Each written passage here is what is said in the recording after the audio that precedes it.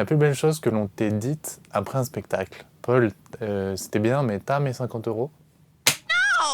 Aouh! Pas ouf en termes d'imitation. C'est comment l'ambiance en coulisses avec Paul Mirabel avant de monter sur scène? J'ai un petit rituel, je mets beaucoup de rap français. Je suis avec mon casque comme ça et j'ai l'impression que je vais me battre en MMA, alors qu'en fait pas du tout, je joue à Clermont-Ferrand. Et j'ai l'air un peu fou parce que je marche tout seul en train de répéter le texte, donc j'ai un gros nombre de pas sur mon téléphone, sur l'application Santé. 3 bonnes raisons de regarder ton spectacle Zèbre sur Canal+. La première, c'est que j'ai beaucoup travaillé pour qu'il soit sur Canal+. Donc si vous le regardez pas, c'est un peu dommage. Deuxième raison, j'ai un sketch sur la corrida que j'aime bien. Troisième raison, je pense que la vie est un peu triste en ce moment. Donc s'il y a une occasion de rire sur Canal+, moi je pourrais pas le voir parce que j'ai pas Canal+, mais en tout cas si vous avez Canal+, n'hésitez pas.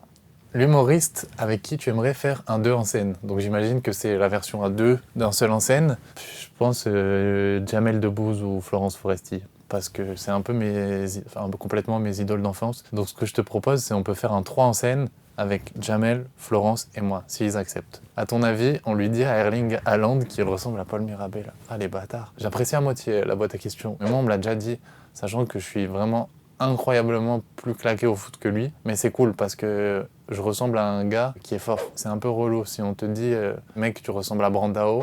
Déjà pas ouf et en plus il est pas bon. Ça te manque le derby. Si tu parles du derby Montpellier-Nîmes, d'un côté oui, mais d'un autre côté non. Montpellier est en Ligue 1, je rappelle. Nîmes, je pense, est en Régional 1. Donc en fait, ils avaient qu'à être plus forts. Et je sais que je ferai jamais de date de tournée à Nîmes suite à cette déclaration.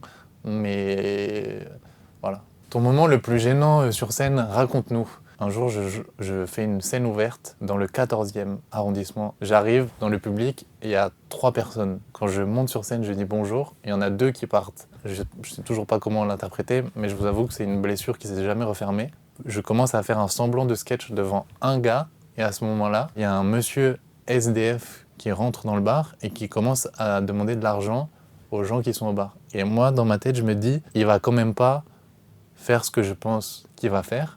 Et en fait, il l'a fait. Il y a un monsieur qui est venu me demander des centimes pendant que j'étais sur scène. Je crois qu'on s'est tous communément entendus sur le fait que ce spectacle ne devait pas continuer. Donc moi, j'ai arrêté. Le gars, il a arrêté. Le mec dans le public, il s'est totalement désolidarisé. Je garde un souvenir douloureux de ce moment.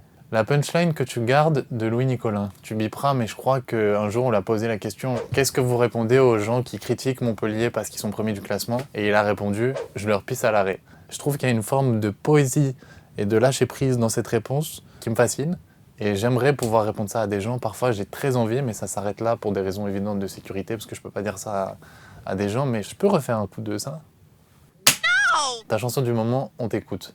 C'est pas hyper gentil, parce que je chante extrêmement mal, mais je suis un immense fan de Nino, donc je vais essayer de te le faire. Je crois que ça fait oh mamacita, est-ce que tu me supporteras toda la vida parce que je suis un traficante de la calle? Pas du tout. Qu'un jour je vais me faire capturer par les Mbila. Oh mamacita, est-ce que tu me supporteras toda la vida? Ton nouveau spectacle Par amour, c'est pour bientôt. Tout à fait. Je commence mon nouveau spectacle en septembre 2024 et c'est mon meilleur spectacle pour l'instant. Après j'en ai fait que 2, donc c'est pas bien dur, mais franchement moi, je l'ai vu et franchement, je pense qu'il est bien.